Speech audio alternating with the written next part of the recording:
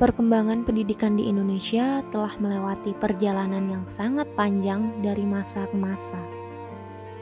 Tentu saja, bangsa Indonesia mengharapkan pendidikan yang lebih baik di masa depan. Kita mulai dari pendidikan prakolonial atau pendidikan pada masa kerajaan. Pendidikan ini berlangsung dari abad 7 Masehi sampai 16 Masehi. Pada masa ini, pendidikan hanya difokuskan pada pengajaran agama, terutama agama Hindu, Buddha, dan agama Islam, yang diajarkan oleh wali, brahmana, maupun kiai. Selanjutnya, yaitu pendidikan kolonial atau pada masa penjajahan. Seperti kita tahu, Indonesia pada saat itu dijajah oleh beberapa bangsa Eropa. Pendidikan dimulai pada masa penjajahan Portugis, yaitu pada tahun 1536, dengan berdirinya sebuah seminari Ternate, yaitu sekolah agama untuk anak-anak orang terkemuka.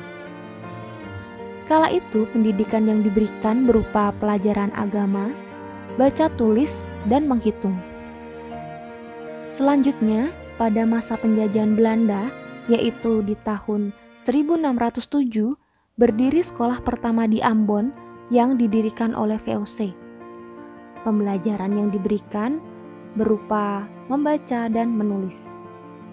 10 tahun kemudian, yaitu tahun 1617, sekolah pertama didirikan di Jakarta. Tujuannya untuk menghasilkan tenaga kerja yang cakap sehingga dapat dipekerjakan di administrasi dan gereja pada pemerintahan Belanda. Hingga di tahun-tahun selanjutnya, beberapa bupati atau petinggi negara menginisiasi untuk mendirikan sekolah-sekolah bagi calon pegawai. Dan saat itu tujuannya untuk membantu perusahaan Belanda. Kemudian, di tahun 1864 didirikan sekolah yang bernama Bumi Putra yang mempunyai 3 kelas. Saat itu, rakyat diberikan pembelajaran berupa membaca, menulis, dan menghitung.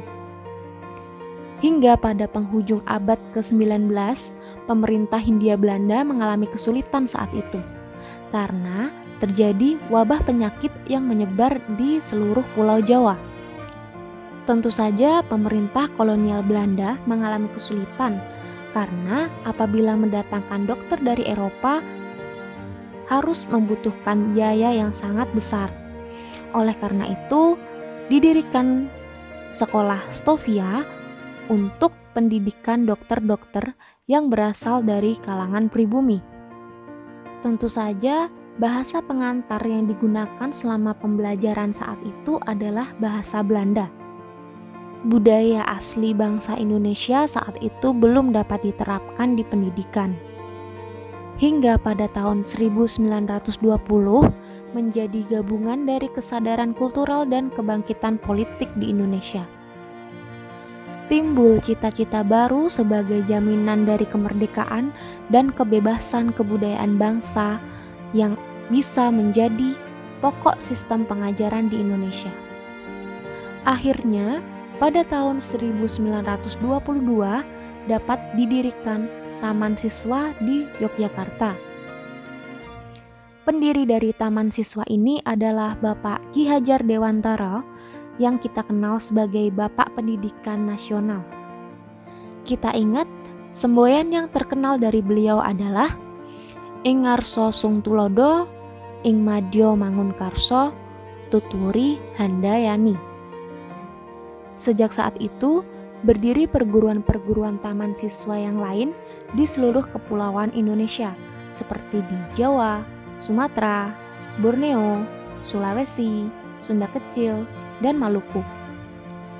Selanjutnya, kita bahas mengenai pendidikan pasca kemerdekaan.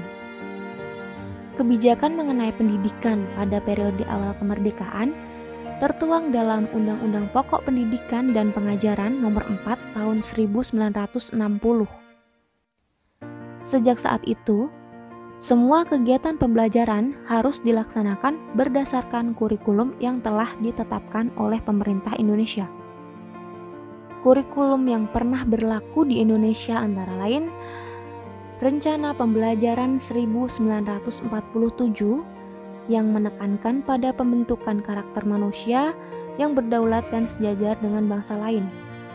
Kemudian ada Rencana Pembelajaran Terurai 1952, di mana setiap pembelajaran harus memperhatikan isi pelajaran yang dihubungkan dengan kehidupan sehari-hari. Selanjutnya, Rencana Pendidikan 1964. Pembelajaran dipusatkan pada program Pancawardhana. Lanjut, ada Kurikulum 1968 yang fokus pada pembinaan jiwa Pancasila, pengetahuan dasar, dan kecakapan khusus. Kemudian ada Kurikulum 1994 yang fokus pada pendekatan proses.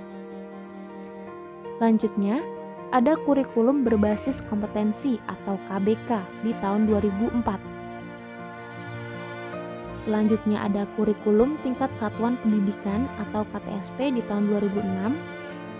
Kemudian ada Kurikulum 2013 dan yang terakhir dan saat ini sedang dikembangkan yaitu Kurikulum Merdeka.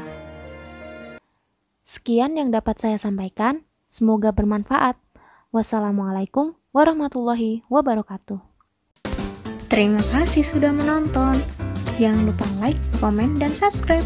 See you adik-adik.